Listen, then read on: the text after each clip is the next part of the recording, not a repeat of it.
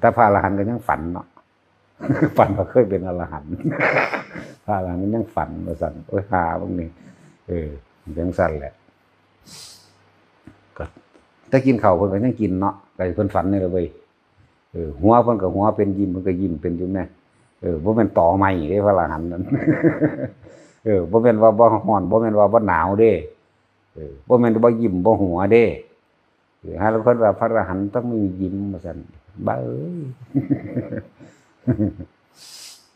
แต่ถ้าว่าพุทธเจ้าก็ยังยิ้มไม่ใช่แย้มพระตัวซั่นโอ้ยหีแมวเพิ่นบ่เฮฮาเพิ่นบ่หัวเห็นไล่ฟันออกเวิกๆวากๆคือซื้อยิ้มนั่นยิ้มอยู่ยิ้มธรรมดาแต่ว่ามันมีเหตุเพิ่นจังยิ้มคนไปแสดงธรรมบึ้งไปผู้ใดสิอยากฟังตัวนี้เนาะมันก็ยิ้มกับหัวไปตัวจังสั่นเลยเป็นธรรมดาเลยเพิ่นก็หิวเข่าเป็นคือกันนั่นแหละก็คนคือกันนี่นึงเนาะจังสั่นเลยตายเนาเผาถิ่มคือกันนี่ไหมแล้วโอ้ยเนาะพระอรหันต์เอาไปมาเลยสิบ่ให้หัวกินเข่าบ่ให้ยิ้มบ่ให้หัวใครยิ้มใครหัวสูบบุหรี่หรือเคี้ยวหมากไม่ใช่พระอรหันต์ซั่นก็มันเคยเป็นคือว่าล่ะว่าแต่ว่าบักมันเบากูก็เห็นดาวคนนี้อยู่กับแสดงว่าพระอรหันต์ต้องเป็นบึ้งๆแบบนั้นก็เลยอยากหัวพวกเขาบ่ต้องเป็นหยังดอกเด้อตายในลมหายใจใสๆโลด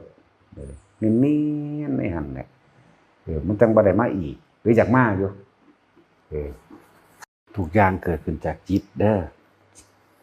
ตอนเฮาบ่ทันได้ฝึกบ่ทันได้หัดบ่ทันได้ปฏิบัติอีหยังบ่ทันได้รู้เรื่องหยังจิตมโนวิญญาณคือสิ่งเดียวกันแต่ว่าถ้าเฮาฝึกหัดปฏิบัติดีแล้วเฮาสิคอยเข้าใจมันดอก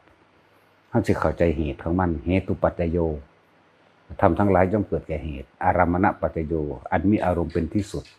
อธิปฏิปัจจโยอันเป็นใหญ่คืออารมณ์นั่นเอง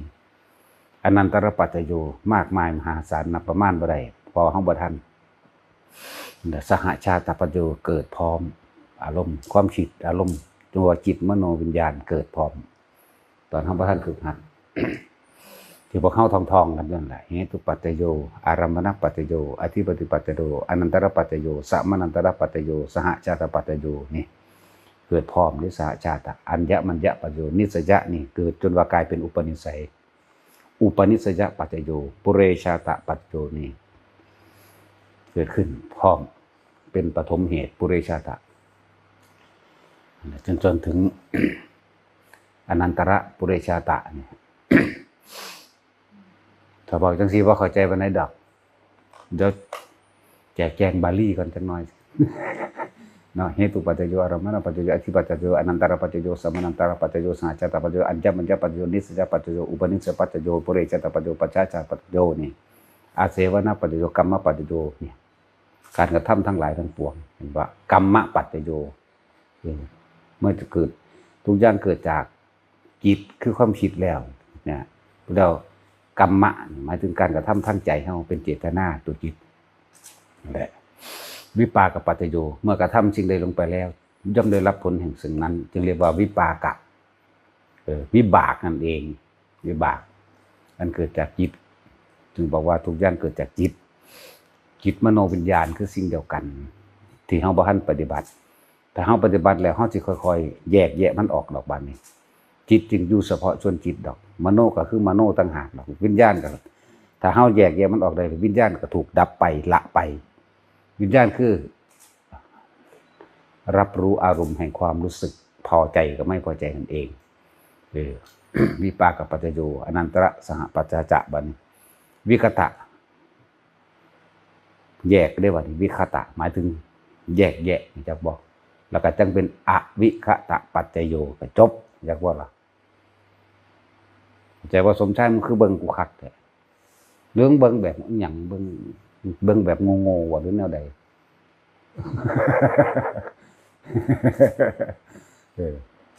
มึงแบบงงๆบ่มึงว่ากูเว้าบ่ได้บ่ภาษาต่างประเทศซื่อๆเนาะภาษาสัตว์กูก็ยังเว้าได้จักบอกกูเว้าดูอยู่เด้ขี้เกียจมานะ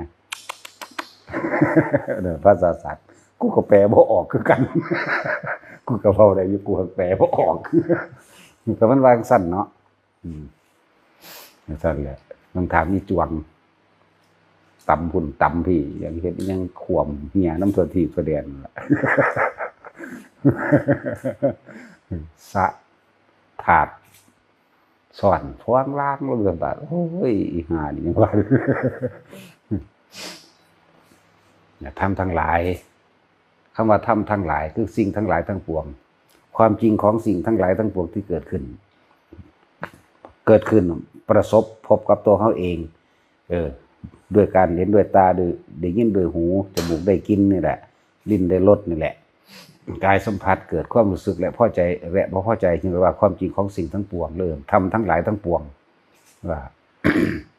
ความจริงประสบการณ์จริงในชีวิตจริงของเฮาทั้งหลายทั้งปวงย่อมมีเหตุเป็นที่เกิดแต่ว่าจิตคือความคิดของเฮาเองนี่แหละที่แรกจิตคือความคิดความคิดทั้งหลายย่อมก็เกิดมโนเนี่ยมาจากคือมันเป็นภาพนึกอันเกิดจากสัญญาอยากว่าจากสัญญาบอกสัญญากับสายันเลยบ่เห็นบ่ความจำได้ที่ห้ามันเป็นความจำความสำคัญมันหมายความจำสำคัญมันหมายว่านั่นคือบ้านนั่นคือรถนั่นคือต้นไม้ต้นประดู่นั่นคือต้นกุงนั่นคือต้นจิกนั่นคือกอไผ่นั่นเองความสำคัญมันหมายว่าสิ่งนั้นคือสิ่งนั้นนั่นเองอันเป็นสมมติอันหนึ่งที่คนทั้งหลายขึ้นมาเขาสมมติขึ้นมาเอื่นกันคือซื้อคนนั่นแหละสมชายอย่างสิซื้อโลเด้เนาะหลวงพ่อหนึ่งก็ซื้อว่าสมชายกันอยู่นี่แหละเรื่องสั้นทุกสิ่งทุกอย่างล้วนขึ้นคือจิตถ้าจะละเฮาพยายามควบคุมความคิดของเฮามันดีควบคุมความคิดถ้าเฮาควบคุมความคิดได้แล้วมันก็บ่ยากมันก็แยกคือสัญญาก็คือสัญญาต่างหากแต่ว่าบ่คิดปรุงแต่งต่อเวทนาก็เกิดบ่ได้จิตจึงอยู่ส่วนจิตมโนคือภาพจำมันก็อยู่ส่วนของมันเองวิญญาณเกิดบ่ได้ความรู้สึกที่พอใจได้ไม่พอใจเกิดบ่ได้ถ้าเฮามีต่างตรงที่ว่าคนเฮาเสร็จแบบต่อเนื่องบ่ครับเนี่ยสันตติส่วนมากพวกเฮาขาดการต่อเนื่องแล้วก็ขาดการเข้าใจขาดความเข้าใจในอธิบายขาดความเข้าใจตัวเองก็บ่เข้าใจคำว่าต่อเนื่องคำว่าสมาธินี่ยังมีความเข้าใจว่าต้องนั่งรับตานานๆนั่งรับตานานๆพร้อมแล้วก็นั่งผ่านเวทนาคือทำความรู้สึกคือต้องผ่านปวดแข้งปวดขาปวดหลังปวดเอวปวดยังก็แล้วแต่ต้องเข้าใจว่าผ่านสักนี่จึงบอกว่าเฮาสำคัญผิดแล้วก็เข้าใจผิดพร้อมทำความเข้าใจกับคำว่าสมาธิไม่แปลว่าจิตตั้งมั่นในความสงบบ่แม่นสงบแบบบ่รู้เรื่องหยังเด้บ่แม่นสงบแบบบ่เห็นหยังเด้เฮาเอาที่ไม่สงบนั่นแหละรู้จักบ่ล่ะเข้าใจคำว่าไม่สงบบ่คิดจากสิ่งที่เห็นคือสิ่งแวดล้อมอยู่ข้างๆเฮานั่นน่ะมันบ่ได้สงบเสียงดังโคมคามเปงปางบุ่มบั่มจูดขยะวิ่งกี้ปูปลาคิ้วเหม็นเสียงบ่ลึงครึ่งคังแต่ว่าเฮานั่นไม่คิดไม่นึกเข้าใจบ่ล่ะบ่คิดบ่นึกความรู้สึกอันเป็นความพอใจและไม่พอใจมันก็เกิดขึ้นว่าได้ก็เลยว่าตัวนี้เนี่ยที่คนทั้งหลายบ่เข้าใจบ่เข้าใจสร้างแมงหรือสาคนเนาะสมชายเฮาสงบทั้งที่เสียงกระทึกคือโคมเข้าใจบ่จึงบอกว่าเอาที่ไม่สงบนั่นแหละไอ้ที่สงบนั้นไม่เอาเข้าใจบ่เป็นการเข้าไปพักจิตสอบอารมณ์เพื่อพักจิตพักจิตพักสอบอารมณ์พักจิตพักกายเทียบอย่างนึงคือคนนอนหลับไหมคนที่นอนหลับออกมาแล้วก็คิดคือเก่าแม่นบ่จึงบอกว่าบ่แม่นเอาแบบนั้นนะ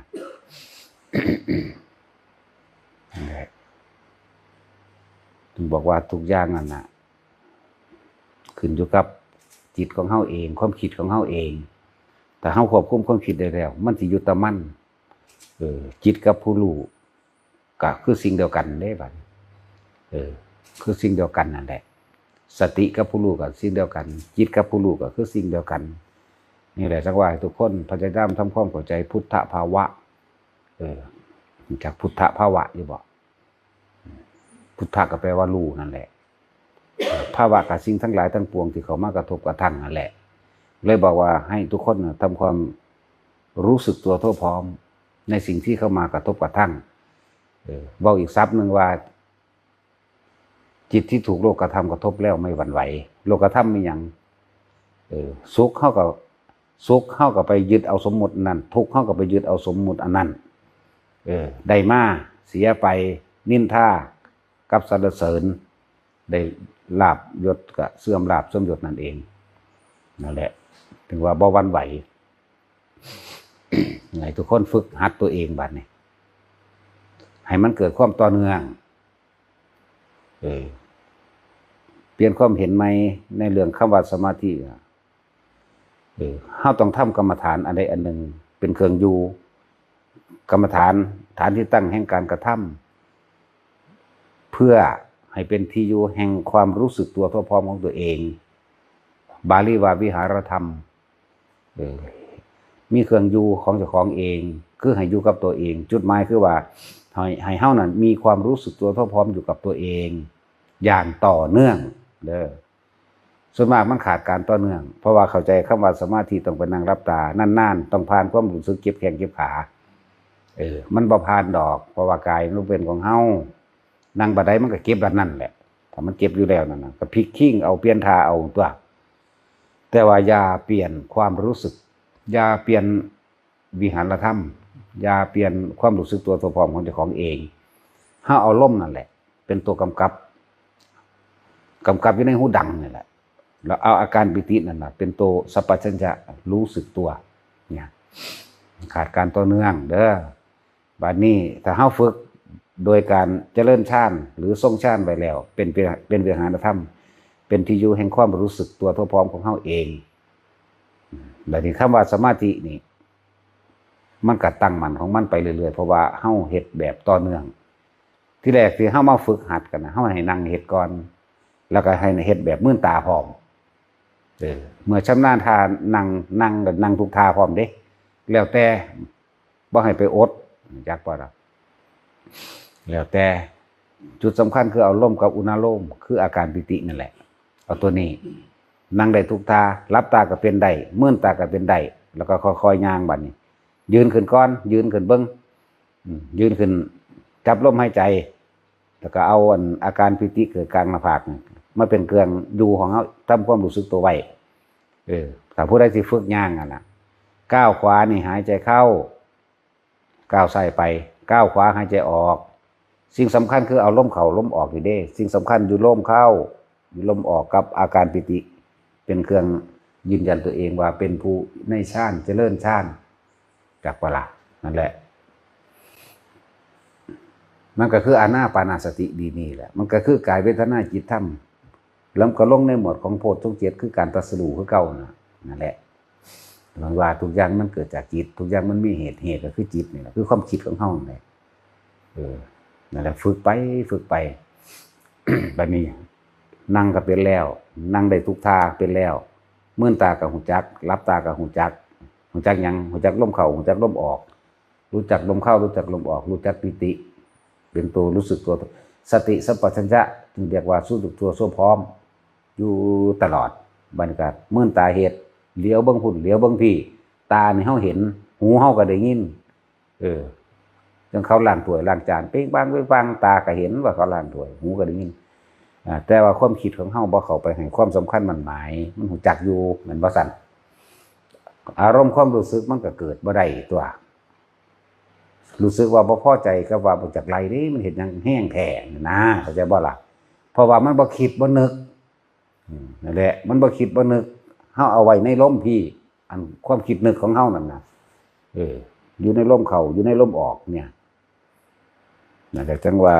สติของเฮาขึ้นระลึกรู้ลมเข้าออกสัพพัญญะคือรู้สึกตัวอยู่นี่อยู่อาการปิตินี่นั่นแหละก็รู้สึกตัวทั่วพร้อมตัวบัดนี้สติมันแปลว่าหยังซั่น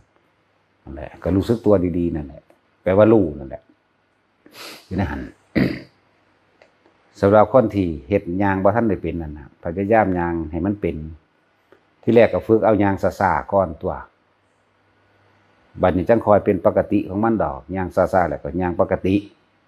แล้วก็ลองหัดยางเร็วๆลองเบิ่งเอาทุกแบบหัดยางซ่าแล้วจับจุดได้แล้วว่าล่มอยู่นี่อาการปิติหรือความรู้สึกก็เกิดอยู่นี่แล้วก็คอยยางปกติแล้วก็คอยยางเร็วลองเบิ่งยางเลี้ยวพุ่นเลี้ยวพี่ก็สร้างแต่ว่ามันก็อยู่กับลมหายใจมันก็อยู่กับอาการปิตินี่แหละจึงบอกว่าพวกเฮามันขาดการต่อเนื่องแล้วก็เข้าใจผิดว่าต้องมาเฮ็ดแบบอยู่วัดมั่งแบบนั่งท่าเดียวมั่งแบบติดรูปแบบติดหลักการนำนะติดทฤษฎีนำว่าความจริงเด้บัดนี้แม่นเฮาสิอยู่บ้านก็สร้างเด้อบัดนี้สติเฮานี่อยู่กับลมเข้าออกสัพพัญญาเฮาก็รู้ในความรู้สึกตัวของเฮาเองแล้วมันเลยต่อเนื่องได้ยืนเดินนอนนั่งได้ทั้งเบิดคำว่านั่งเนี่ยนั่งยองๆก็ได้นั่งย่อๆก็ได้นั่งคุกเข่าก็ได้นั่งเหยียดซ้อยก็ได้นะยืนเดินนอนนั่งนั่นแหละเฮ็ดจนคล่องมันก็ต่อเนื่องของมันเองประคองไว้จนถึงนอนจนถึงการนอนท่าสุดท้ายก็คือมันต้องนอนคนต้องนอนจากว่าล่ะช่วงระหว่างกลางวันมีการทำงานเนี่ยให้ทุกคนประคองเอาไว้สติกับสัมปชัญญะให้รู้สึกตัวพร้อมอยู่ตลอดนั่นแหละเรียกว่าการปฏิบัติทำที่มีการต่อเนื่องเป็นผู้ทรงฌานเป็นผู้เจริญฌานการเจริญสติปัฏฐาน4โดยอาศัยอานาปานสตินี่แหละก็รู้ลมเข้าลมออกก็เป็นกายในกายอันหนึ่งแล้วเมื่อรู้ลมเข้าในออกมันก็เห็นเวทนาของตัวเมื่อเห็นเวทนามันก็เห็นความคิดของตัวแล่นไปแล่นมาในหันจริงๆมันเกิดพร้อมกันเบิดนั่นแหละกายเวทนาจิตธรรมน่ะพอทุกอย่างมันเนื่องจากกายบัดนี้มันเข้าใจแล้วมันตัดกายได้แล้วมันก็เหลือแต่จิตได้จิตมันก็สุดท้ายมันไปเฝ้าสังเกตความคิดตัวเองของตัวบัดที่แรกเขาเอาลมเป็นตัวสังเกตความคิดใจบ้าเอาสัพพัญญะนี่บอกรู้สึกตัวเองเป็นตัวรู้นี่รู้สึกโตนั่นแหละเวทนากับบ่เที่ยงสัญญากับบ่เที่ยงสังขารคือความคิดกับบ่เที่ยงเป็นตัวบัดนี้จิตในจิตบ่ละบัดก็รู้ท่านเขาตัวนั้นความคิดตะกี้มันคิดแล้วมันเกิดอารมณ์ความรู้สึกหรือความพอใจหรือบ่พอใจเข้าใจว่าแท็กซี่ความคิดปรุงแต่งของเฮาตะกี้มันเกิดอารมณ์เด้แม่นบ่แต่ว่าบัดนี้เฮาฝึกให้มันอยู่กับฐานที่ตั้งฐานยังมั่นคงคือฐานลมนั่นแหละเฮาเลยฝึกบัดนี้ความคิดนั้นมันก็เกิดขึ้นกันได้บัดนี้แต่เฮาฝึกไปแล้วแม่นบ่แต่ว่าอารมณ์เกิดบ่ได้มันก็เลยเป็นรูความคิดเข้าใจบ่ล่ะบัดนี้มันเกิดขึ้นว่าสิ่งนี้ควรสิ่งนี้บ่ควรได้บัดนี้นี่จึงบอกว่าอันใดควรอันใดบ่ควรต่างหากเพราะว่ามันรู้ผิดรู้ถูกแล้วแล้วก็ในการกระทำทั้งปวงก็ต้องใส่ความคิดบ่แม่นบ่คิดเข้ามาหยุดคิดนี่หยุดคิดปรุงแต่งในความอยากได้อยากดีอยากมีอยากเป็นเด้บ่แม่นว่าหยุดคิดปรุงแต่งอย่างอื่นๆที่บ่ประกอบอาชีพการงานเด้บ่แม่นหยุดแบบบ่มีหยังบ่แม่นหยุดแบบนอนหลับเด้เปรียบเทียบจังซี่ได้จังซี่เข้าใจบ่แม่นหยุดแบบนอนหลับบ่แม่นหยุดแบบบ่คิดเลยถึงหลึงไปเลยแบบนั้นก็บ่แม่นจักบ่ล่ะอันนั้นมันเป็นการต่างหากอารมณ์มันจึงบ่เกิดถ้าอารมณ์บ่เกิดภพก็บ่เกิดดับสัญญาคนเฮาคิดก็คิดเอามาจากอันความเก่าความหลังสัญญาล่ะแม่นบ่ล่ะสัญญาเบิดนั่นแหละว่าไปเห็นคนผู้หนึ่งบ่เคยรู้จักกันมาก่อนเห็นเมื่อวานเอาวัฒหาแต่เมื่อวานเห็นตอนเที่ยงบัดสินอนมานอนคิดฮอดเขานั่นแหละสัญญาคือเก่าว่าซั่นมานอนคิดปรุงแต่งนั่นนี่สารพัดแต่สิเป็นไปก็เกิดอารมณ์ถ้าไปทั้งสร้างกูสร้างมันเด้เนาะแต่ไปทั้งหักกูก็หักมันเด้คิดฮอดมันเด้แน่นั่นแหละอารมณ์เกิดนั่นแหละภพเกิดเป็นจังซั่นเฮ็ดจังได๋เฮาสิทันมันนั่นแหละว่าให้ท่านมันท่านความคิดแต่เขาจะเอาความคิดท่านความคิดบ่ท่านดอกเขาเอาล่มซะก่อนจนว่าชินชำนาญในล่มเขาชินชำนาญรู้มีความรู้สึกตัวอยู่ตลอดอย่างต่อเนื่องสันตติคือการต่อเนื่องเขามันขาดการต่อเนื่องพอความบ่เข้าใจบัดนี้เข้าใจซะได้ทุกแบบเห็นเขานั่งเคลียร์ดินอยู่นั่นน่ะบางที่ก็จะไปเข้าใจว่าเขาบ่ปฏิบัติเด้ บ่ได้แม่นเอากิริยาอาการว่านั่งปฏิบัติต้องนั่งรับตาแบบนั้นแบบนี้หรือเดินจงกรมเด้นั่นแหละถึงว่าให้ทุกคนนั่นน่ะเฮ็ดให้มันต่อเนื่องเดี๋ยวเฮาสิเข้าใจเองดอกพบเกิดได้หรือบ่ได้นั่นน่ะ บอกอยู่เรื่อยๆดอกว่าเรื่องเอาอีหยังมาเป็นเครื่องวัดตะของเองคำว่าอริยะเอาหยังมาวัดอริยะเอาศีลมันบ่แต่ว่าคำว่าศีลถ้ายังมีเจตนาอยู่ยังบ่ทันได้เป็นความบริสุทธิ์เด้คือตั้งใจเข้าใจบ่กูตั้งใจมื้อนี้กูสิงดเว้นกูสิบ่ฆ่าสัตว์กูบ่ลักทรัพย์กูบ่ตัวกินเหล้าไว้แม่นบ่แต่ว่าอันนี้มันบ่มีในจิตเลยนี่แหมจึงบอกว่าไม่มีความคิดแหมสักนิดหนึ่งน้อยหนึ่งในการทำร้ายเบียดเบียนผู้ใดผู้หนึ่งเสียชีวิตและทรัพย์สินตลอดทั้งคนและสัตว์พร้อมเด้นั่นแหละตัวนี้จังเกินว่าปกติจิตแล้วเป็นศีลขึ้นมาแบบนี้นี่เอาตัวนี้มาเป็นเครื่องวัดคำว่าอริยะเข้าใจบ่ล่ะบ่ทำลายบ่เบียดเบียนก็แสดงว่าอริยะเป็นผู้บ่มีศัตรูตัดศัตรูออกมันบ่ล่ะจังซั่นนั่นแหละเป็นเท่านั้นบัดนี้เอาอีหยังมาเป็นเครื่องวัดว่าพบเกิดบ่ได้เอาอารมณ์เข้าใจบ่ว่าอารมณ์คนเฮามีความโมโหเป็นธรรมดาบัดนี้เฮาฝึกไปเรื่อยเลยอารมณ์โมโหเกิดบ่ได้ทั้งสิมันสิคิดอีกคนละแบบเด้เข้าใจบ่ล่ะคิดว่านี่ควรนี่บ่ควรสิ่งนี้มีสิ่งนี้บ่มีเด้ถ้าไปคิดแบบนั้นแบบนี้เกิดขึ้นมีอารมณ์เกิดนั่นแหละพบเกิดจนมากมันสิคิดคือสมมุติทะเลาะทุ่มเถียงกันกับพ้นพ่านมันบ่เอาเลยเด้มันหนีเลยเด้มันฮู้จักแม่บทสรุปมันแม่มันบ่สั่นจังซั่นแหละก็พบเกิดบ่ได้ขาดการต่อเนื่องว่าไว้ทุกคนมีพุทธภาวะในตัวเองเบิดเด้อให้เบิ่งสภาวะของเจ้าของเองพุทธรู้ภาวะน่ะคือพบคืออารมณ์ความรู้สึกพอใจและบ่พอใจนั่นแหละให้ทุกคนพยายามเฮ็ดให้มันต่อเนื่องแน่งั้นพวกเจ้าสิไปหดต้นไม้ปลูกต้นไม้ก็สร้างบัดนี้จับลมบ่ได้อาการปิติบ่เกิดก็สร้างเข้าใจบ่แต่ว่ามันอยู่เฉพาะหน้าไหมสติรู้ปัจจุบันณขณะเฉพาะหน้าเข้าใจบ่ล่ะคำว่าเฉพาะหน้านี่เจ้าขุดบักจกขุดดินทวนเจ้าก็ฮู้จักว่าเจ้าขุดดินเจ้าบ่คิดไปถึงบุคคลสัตว์สิ่งของเข้าใจบ่ล่ะมันสิบ่มีอาการหยังเกิดขึ้นทางร่างกายเป็นเครื่องยืนยันกระสร้างแต่ว่าพบก็บ่เกิดคือกันจักบ่ล่ะแต่ทั้งสั้นตัวแต่ส่วนมากคนเฮาต้องขุดดินไปนั่งทั้งคิดสิแบบนั้นแบบนี้ไปนำเด้แม่นว่าสมใจขุดไปนำแข็งแหงแข็งหยังเด้แต่เขารู้ว่าอ่อนว่าแข็งว่าหยังเขาก็งานปุ่นงานปีเขาก็เวียงไปเวียงมาเขาอยู่ในปัจจุบันขณะเฉพาะหน้าแต่ว่าแข็งแท้มันเอาไปเทียบแม่นบ่นั่นแหละอดีตนั่นแหละเป็นจังซั่นหดน้ำต้นไม้ก็คือกันเขาบ่ได้ฟ้าวดอกเขาก็หดไปของเขาเรื่อยๆแต่ไปคิดโอ้เอาปุ๋ยมาใส่กันนั่นมันออกแล้วเข้าใจว่าล่ะฮอดก็ฮอดไปนี่แล้วกันไปต้นไม้ไปเรื่อยนี่แหละเอิ้นว่าปัจจุบันขณะเฉพาะหน้าพบเกิดบ่ได้คือกันคิดก็คิดคือกันแต่ว่าบ่มีอารมณ์จักว่าล่ะคิดอยู่เรื่องคิดนั่นหังบ่แม่นคิดไปไกลๆคิดในเฉพาะหน้านั่นแหละฮอดต้นนั้นนี่แล้วเอ้าสมมุติว่าฮอดต้นนี้แล้วอีกต้นนึงมันบ่เปียกทั่วเอ้าบ่ทั่วต้นนี้แค่นี้นึงได้ก็หดอีกอารมณ์เกิดที่บ่ซ้ำนี้นึงบ่เกิดหน้าเนาะก็หดต้นนี้แล้วก็ไปต้นไม้จังซี่นะเข้าใจว่าพวกนั้นสู้อยู่รถอยู่ล้อไปขยะสู้กับอยู่ไปนั่นแหละอีนึงก็ขึ้นขี่ก็บอกว่านั่งเหยียดซ้อยแล้วก็จับเฮ็ดเท่งขึ้นมาอยู่อันนี้หัวขี้แคกๆอยู่มันก็อีน้อยๆเป็นผู้อยู่อีใหญ่ๆเป็นผู้ขี่โอ้ยหาเอ้ยมันก็ให้ผู้น้อยๆขี่แน่เนาะอันพวกไงเตะไปดันเดียวสั่นทั้งตดหัวเดียวตดผู้ใดดันขึ้นโน่นล่ะมันตดลูกหัวหลอกกันเดียวอีทั้งเดียวหัวอีจุดทั้งหล่อนั่นแหละมันก็ยุ่มคักแล้วเขาว่าเด้เดี๋ยวสั่นดีๆเด้อพวกนี้หัวคิกแคกว่ามันหัวยังดอกหัวหลอดตดเจ้าของ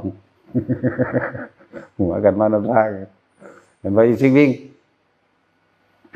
มากมาแล้วอีนี่ก็หัวขึ้นได้มาเลยกูก็เวลากูอดคักแล้วมันอยู่ดิอยู่ตัวอีหนึ่งหนักก็ดอกอยู่ขึ้นโน่นซ้ำเด้ตอนลงค่อยกับบ่ขี่เด้ตอนขึ้นโน่นมันจังขี่มันเป็นจังได๋โอ้ยปวดบ่าพวกเข็นโคกขึ้นภูเขานี่สั่นแหละสติมันต่อเนื่องเด้อไผก็ดีสำคัญมากๆคือการต่อเนื่อง แต่ว่าก็บ่ต้องไปคุ้มเข้มอิหยังกับมันดอกก็เฮ็ดไปธรรมดาเฮ็ดไปเรื่อยๆถ้าเฮาคุ้มหลายเฮาเครียดหลายความอยากสิเป็นอุปสรรคของเฮาเองความอยากสิเป็นเฮ็ดไปธรรมดามันลืมก็คือมันลืมตัวสิไปด่ามันเห็นหยังนั่นบ่ล่ะมันวัดไปจังซี่กลับมาลงนะเดี๋ยวสิทบทวนเกี่ยวกับฌานเกี่ยวกับจับความรู้สึกที่มันเกิดกับขึ้นว่าเรื่องเทียบว่าฌาน1ฌาน2ฌาน3เด้อทบทวนมันเฮาสิยืนเดินนั่งนอนอยู่กับสร้างถ้าเป็นผู้มีสติรู้ลมเข้ารู้ลมออกแล้วอาการปิติเกิดอันนี้ปิติเกิดกลางหน้าผากขนหัวลุกก็แล้วแต่นี่เอิ้นว่าฌานที่1บัดนี้เฮาบ่ได้รู้ลมดอกแต่ว่าเฮามีสติอยู่ตรงหน้าอาการปิติคืออุณาโลมมันเกิดนี่ก็เป็นฌาน2เด้อบอกง่ายๆว่าอุณาโลมมันเกิดคือจังเฮาย่างไปในทางดีๆนี่มันก็นึบๆขึ้นโลดนั่นแหละเอิ้นว่าความคิดของเฮามันบ่ไปคิดหาอดีตเข้าใจบ่ล่ะเมื่อบ่คิดหาอดีตอนาคตก็เกิดบ่ได้นั่นแหละเป็นจังซั่นนี่คืออันที่2เด้ออันที่3บ่มีความรู้สึกทางกายเด้แต่อิ่มเอิบในระหว่างทำกลางอกมันสิรู้อิหยังอันอยู่ในทางทำกลางนี่แหละบอกบ่ถูกอันความรู้สึกอันนี้เพราะว่ามันเป็นความรู้สึกที่ละเอียดลึกซึ้งนะเป็นนี่นะครับมันละเอียดเข้ามาเรื่อยๆคือเทียบว่าจิตเบาคือมันบ่คิดนำแหมกายก็เบานำแบบมันโล่งๆโปร่งๆได้ดอกบอกบ่ถูกนะนั่นแหละ พวกจังซี่ถ้ามีวาสนาในการอุปนิสัยในการหูเห็นมันก็หูก็เห็นไปนั่นแหละแต่ว่าถ้าในการหูเห็นแล้วก็มันก็เฮาอย่าไปถือว่ามันเป็นของจริงให้ถือว่ามันเป็นภาพฝันหรือผลพลอยได้ซื่อๆเด้ออย่าเอามาคิดนึกจริงจังได้ภาษาได้จังซั่นเพราะว่าเห็นหมู่เทวดาลังหน่วยมากนี่ก็ให้เห็นอยู่จังซั่นแหละว่าต้องไปสนใจมันนั่นมันเป็นของเกิดขึ้นจากความสงบของเฮาเองในความละเอียดของมันเห็นก็แค่เห็นนั่นแหละอย่าไปคิดจริงๆจังๆเห็นนั่นเห็นจริงแต่เรื่องบ่จริงหรอกเด้อให้ทิ่มอย่าเอานำมาคิดแต่คุยกันก็คุยไปจังซั่นแหละคุยไปคุยพอได้เกิดกำลังใจซื่อๆแต่ว่าอย่าลืมว่าอย่าเอาออกมาปรุงแต่งว่าเป็นจริงเป็นจังเด้มันเห็นได้ก็นั่นหมดแหละเห็นไกลก็นั่นอีกมันก็เห็น จริงหรือว่าจริงก็จะนำเขามายืนยันตัดสินเข้าใจบ่ล่ะจึงบอกว่ามันก็แค่นั้นแหละถือว่าเป็นผลพลอยได้เป็นผลพลอยได้หรือว่าเป็นของแถม มากๆของแถมมันทั้งนั้นแต่สิอยากเห็นไปหยังยิ่งละเอียดเท่าไรก็หังเห็นไกลนั่นแหละถ้าสิเว้าเรื่องเห็นเด้อสัญจาตุม160กิโลจังซี่นะในการเห็นสั้นนั่นก็สั้นนั่นความละเอียดเด้ความละเอียดไปเพิ่นพรหมโลกก็ได้จึงบอกว่าเป็นหยังคือบ่ให้เขาไปยึดเป็นหยังคือบ่ให้ไปจริงไปจังมันสิติดมันสิชินเฮามันหมายเอาบ่กลับมาเกิดเลยเด้จักว่าล่ะก็เลยบ่ให้ไปติดบ่ให้ไปชินบ่ให้ไปของค่าอยู่สิเปรียบเทียบอย่างนึงคือเฮานอนหลับฝันนั่นแหละฝันแล้วยังเอามาคิดมานึกแล้วก็เกิดความกล้าและความกลัวจักว่าล่ะหรือเกิดพอใจกับบ่พอใจพร้อมสมมุติว่าฝันว่าเขียวร้อนจังซี่ถ้าเฮาบ่นำมาคิดมันก็เป็นหยังเด้เนาะบ่ได้ไปเสียเคราะห์เด้นะเขียวร้อนบ่หมาไล่หมากัดจังซี่นะผีไล่มีคนไล่จังซี่นะเครื่องบินตกจังซี่นะนี่ความเคยชินของอันเฮาได้ยินได้ฟังมันบ่แต่ก็มาคุยกันโอ้บ่ได้เด้แนวนี้สิเป็นนั่นสิเป็นนี่ไปสะเดาะเคราะห์เด้นะที่จริงมันไม่มีหยังเด้นะเปรียบเทียบบัดนี้ฝันทางดีคือว่าเด้นั่นน่ะว่าสิมีโศกมีลาภหยังว่าไปที่จริงมันบ่ได้มีอีหยังเลยนั่นแหละ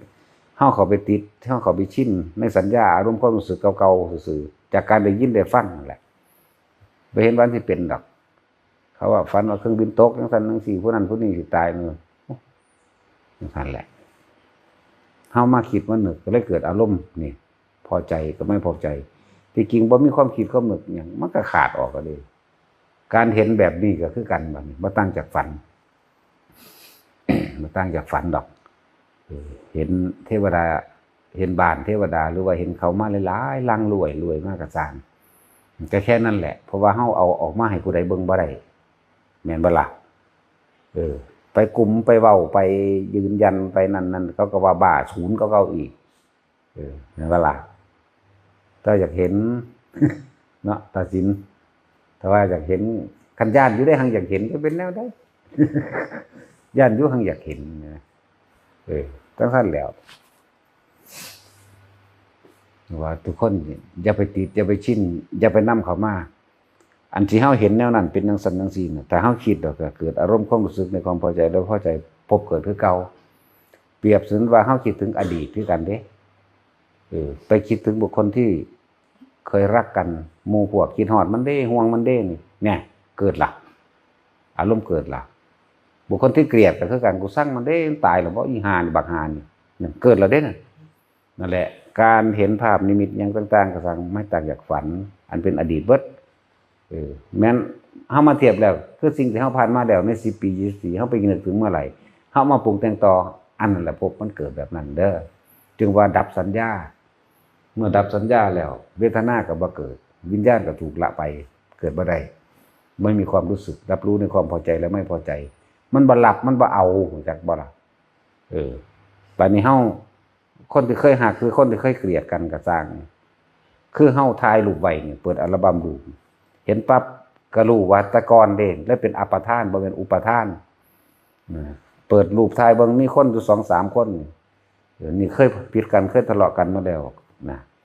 มันก็บ่คิดปรุงแต่งตอนในความเกลียดหรือความรักไปเข้าใจบ่มันก็เห็นซื่อๆมันก็ผ่านไปมันบ่คิดปรุงแต่งตอนในความอยากได้และอยากเป็นเข้าใจบ่แต่เป็นจังซั่นอยากได้จังซี่อยากนั่นนี่มันสิเห็นธรรมดาเดินว่าละสัญญาเมื่อละสัญญาแล้วเวทนาบ่เกิดก็นิโรธตัวจึงเรียกว่าสัญญาเวทยิตานิโรธมันบ่ได้เป็นนั่งรับตาดอกเด้อมันเห็นแล้วมันดับเลยบ่คิดปรุงแต่งต่อเข้าใจบ่ที่เฮาสวดกันจักขุสมิงปีนิพินทตินี่แหมตาเห็นแล้วก็สักแต่ว่าเห็นความคิดความนึกเกิดขึ้นไม่ได้เนี่ยเพราะว่าเฮาฝึกมันก็เลยเอิ้นว่าดับวิญญาณตา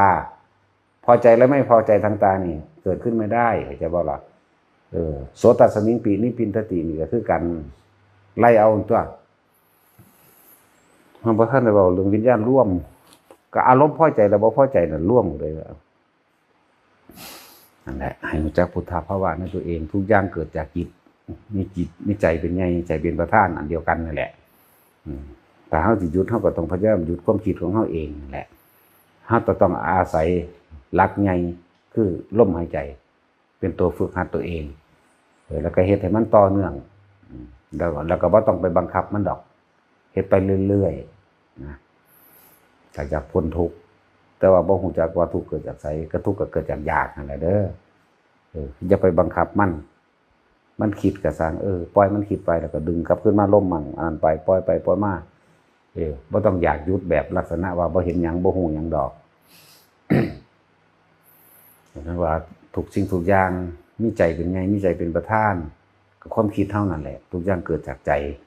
แต่ว่าเหตุปัจจโยทุกอย่างนี่มีเหตุอารมณปัจจโยนี่บัดนี้มันไปลงสู่อารมณ์เห็นบ่อธิปัจจโยนี่อารมณ์ได้เป็นไงอธิแปลว่าใหญ่เด้อนันตรปัจจโยนี่มากมายมากมายมหาศาลทั้งหลายก็คืออารมณ์คือเก่านั่นแหละการประตูดับมันมีประตูเดียวลมหายใจบ่ต้องไปฝึกหัดแบบใดแบบอื่นๆอีกดอกเฮาเฮ็ดกรรมฐานอันหนึ่งเป็นเครื่องอยู่ของเจ้าของเองว่าง่ายๆซะแต่ละคนขอให้ฝึกหัดให้อยู่ในลมหายใจให้ได้มากที่สุดถ้าเฮายังมีโอกาสได้ป่วยจักบ่ล่ะตายทั้งที่รู้สึกตัวกับตายที่บ่รู้สึกตัวต่างกันอยู่เด้ ฝึกอยู่กับลมมากๆป่วยรู้สึกตัวว่าอะไรรู้สึกตัวว่าลมเข้ารู้สึกตัวว่าลมออกจิต คือความคิดนึกมันบ่ไปคิดนึกถึงบุคคลสัตว์สิ่งของเมื่อบ่ไปคิดนึกแล้วมโนภาพมันก็บ่เกิดวิญญาณมันก็ถูกละไปเท่านี้นึงไงอย่างน้อยๆว่าอนาคามีโลดพวกเฮามั่นใจอยู่แค่นี้ก็พอเด้อเฮาบ่เว้าดอกคำว่าพุทธวจนะนั่นน่ะเฮาเว้าประสบการณ์มันโลดมันเป็นจังซี่อีหลีตอนค่อยไปเขาก็เข้าลมหายใจนี่นึงเด้ปึ๊บรู้เบิดเห็นเบิดแต่ว่าบ่เอาจากอย่างในสิ่งที่เห็นจักบ่เบาสวรรค์นี่ก็เห็นพรหมโลกนี่ก็เห็นอรูปภพก็เห็นแต่บ่เอามันดับของมันเองเพราะว่ามันฝึกมาจักสิว่าจังได๋มันบ่คิดนึกว่ามันบ่คิดนึกว่าอยากได้หยังอยากเป็นหยังแหมเข้าใจบ่ตอนนี้แค่ว่าบ่อยากได้ก็บ่อยากเป็นนี่แหมในตั้งแต่นั่งอยู่สาขาก็เห็นผู้บักงามเลยจักบ่ล่ะแอวเราสิอยู่24สะโพกเราสิ40พุ่นละมั้งงามเนาะตาสินคือเมียตาสินแอว40สะโพก180พ่อทิ่มล่ะแล้วที่บอกว่า คตินิมิตที่เขาเจ้าว่าเนาะคนเฮาเวลาสิตายสิมีคติแปลว่าทั้งไปนิมิตแปลว่าสิ่งที่เฮาสิไปอยู่กับมันเห็นไฟใหม่เห็นไฟเห็นภาพไฟลูกเบิ่มจังซี่นะไปนรกด้วยนั่นหรือหมาไล่บ่หรือเห็นอิหยังที่ทุกข์ทรมานน่ะไปนรกเด้จังซั่นว่าคตินิมิต แหน่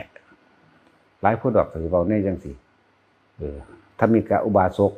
เห็นบ่เพิ่นก็เห็นแต่เพิ่นเด้ล่ะสวรรค์สับลามาเนาะรถทิพย์มานาโยนดอกไม้ใส่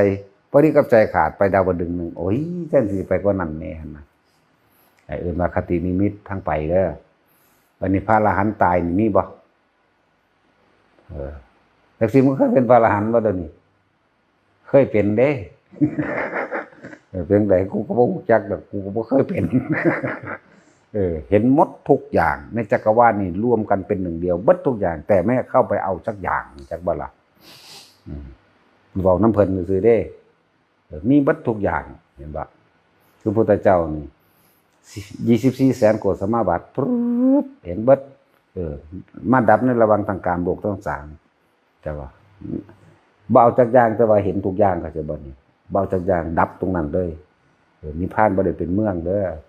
มันก็ดับจากสิ่งที่มีอยู่ทั้งที่เห็นอยู่นี่เด้อบ่ได้เป็นวิมานเท่านั้นโยชน์เท่านี้โยชน์ว่ามีเด้อดับเบิดทุกอย่างเนี่ยแหละคือว่ามันอยู่ในสิ่งทั้งปวงนั่นแหละบ่เข้าไปติดไปชินในสิ่งทั้งปวงถ้ายังเป็นรูปอยู่ก็คือเป็นรูปนั่นแหละนั่นแหละบ่ได้เป็นบ้านบ่ได้เป็นเมืองบ่ได้คือบ่คือสวรรค์สัญญังว่ามีวิมานเท่านั้นโยชน์เท่านี้โยชน์มีนางฟ้าเป็นบริวารบ่นั่นสั่นแล้วพรหมโลกก็ยังมีวิมานแห่งพรหมคือกันเด้นั่นบ่ล่ะจังสั่นแล้วมันจะมีคือกันนั่นแหละนิ่งๆอยู่จังสั่นแหละ สวรรค์ยังบ่มีเอาแต่นิพพานบ่มีจักว่าล่ะบ่มีอิหยังเป็นนิมิตหมายเด้จักบ่ดับว่างออกนี่แหละมันก็ปนๆอยู่จังสั่นแหละเจริญว่าว่างจากสิ่งที่มีอยู่เด้อนั่นแหละทำความเข้าใจดี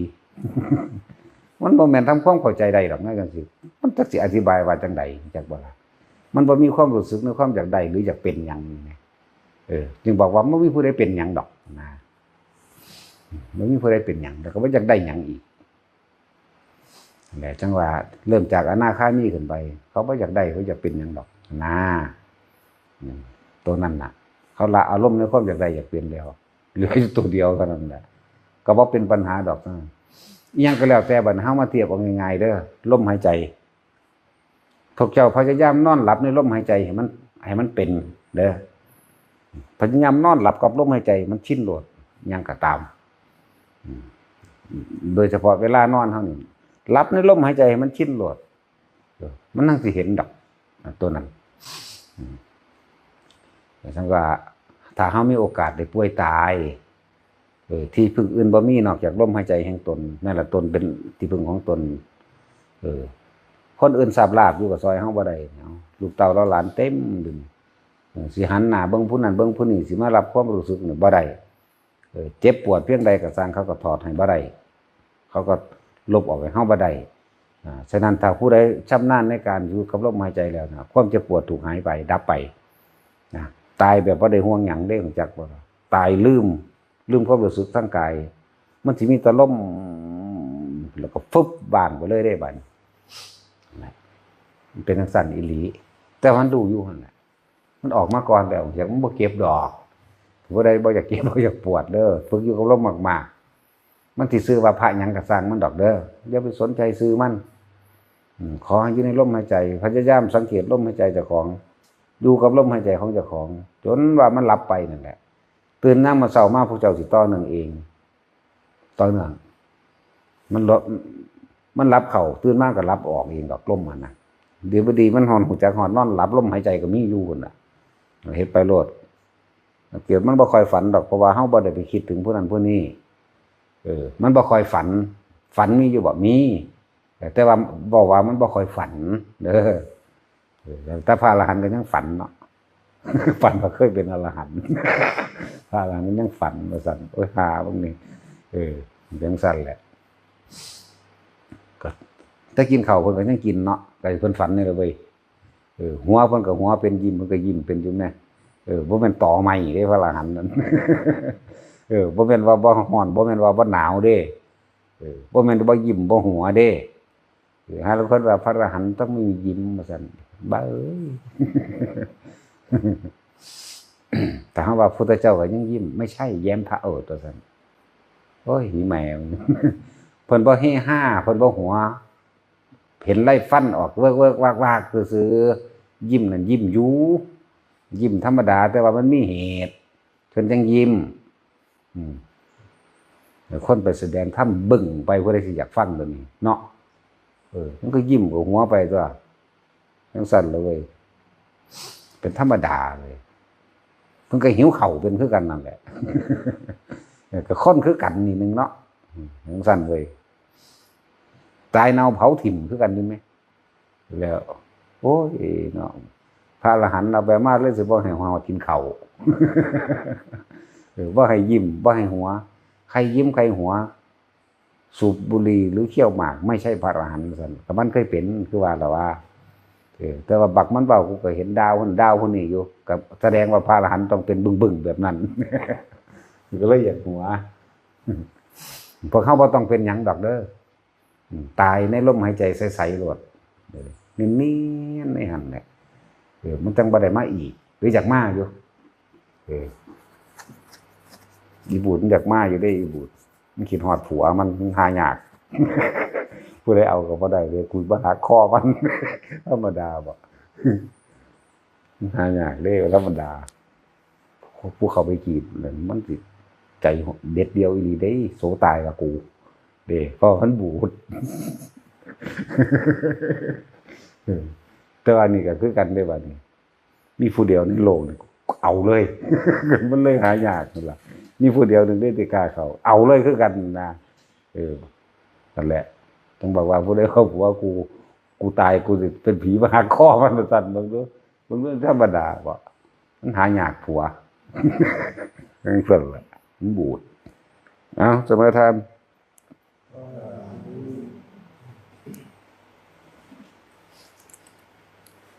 นะโมตัสสะภะคะวะโตอะระ